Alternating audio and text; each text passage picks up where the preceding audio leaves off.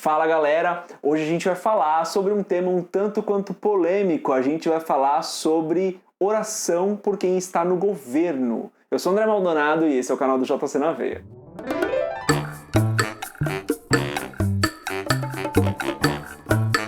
Antes da gente falar sobre esse assunto, eu queria te lembrar que toda semana a gente está fazendo um concurso cultural diferente e o feedback que nós temos recebido das pessoas tem sido muito legal. Nessa semana a gente vai premiar o primeiro colocado com o livro Quarto de Guerra, do Chris Fabry. Cara, é um livro muito legal, com um filme muito legal, então fica ligado no vídeo que a gente ainda vai falar do nosso concurso cultural. Mas para falar desse tópico de orar pelos nossos governantes, eu queria que a gente refletisse sobre a primeira carta de Paulo para Timóteo, capítulo 2, versículos 1 e 2, e lá a gente lê o seguinte: Admoesto-te, pois, antes de tudo, que se façam deprecações, orações, intercessões e ações de graças por todos os homens, pelos reis e por todos os que estão em eminência, para que tenhamos uma vida quieta e sossegada, em toda a piedade e honestidade. Bom, o que Paulo está falando aqui para Timóteo é justamente isso. Naquela época, os reinos eram governados por reis, mas hoje em dia já não é mais assim. Nós temos presidentes, senadores, deputados, e o que Paulo está falando é: ore por essas pessoas. Interceda pela vida dessas pessoas, façam ações de graças por essas pessoas. Imagina o que aconteceria se a igreja se juntasse de maneira organizada, se eu, você e toda a igreja nos juntássemos, de maneira que durante 24 horas por dia existiria alguém ou existiria um grupo de igrejas, um grupo de pessoas orando pelos nossos governantes. Onde essas pessoas estariam e onde o nosso país estaria? Porque é muito fácil nós nos juntarmos para falar mal dessas pessoas, criticar, colocar nas redes sociais algo que a gente não gosta. E eu não estou falando aqui que a gente não tem que ter um olhar crítico sobre o trabalho dessas pessoas.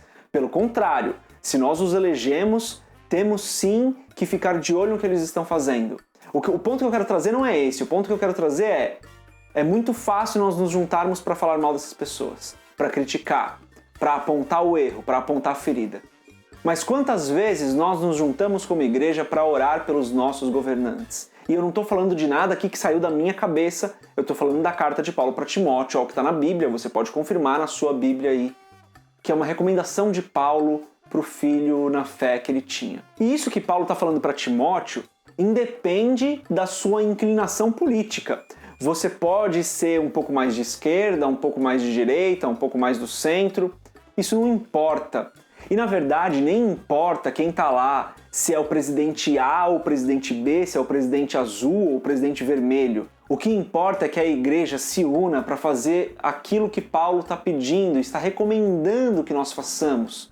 Não importa se o presidente que está lá é um presidente que eu não gosto, ou se o senador XPTO é um senador que eu não gosto.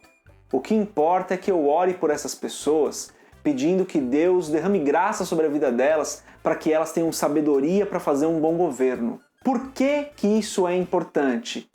Paulo finaliza esses 2 versículos falando isso, para que nós tenhamos uma vida de paz. Porque o trabalho dessas pessoas impacta diretamente nas nossas vidas.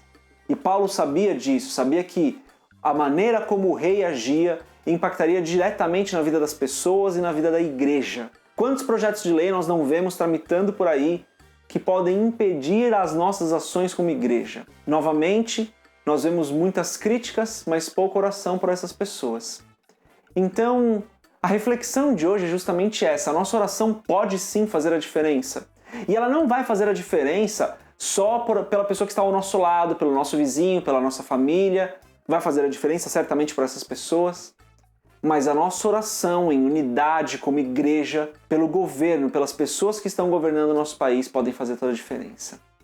Então, o meu pedido para hoje é esse. Separa um tempo hoje para você orar pelos nossos governantes. Escolhe alguém por quem você vai orar. Pode ser o presidente, pode ser um deputado, pode ser qualquer coisa, qualquer cargo. Mas separa um tempo hoje para você orar por essas pessoas. E se você acha que o que eu estou falando aqui é balela, se você acha que o que eu estou falando aqui é só porque a gente não tinha nenhum assunto para falar, não é isso não. Eu creio na palavra e a palavra nos orienta a isso.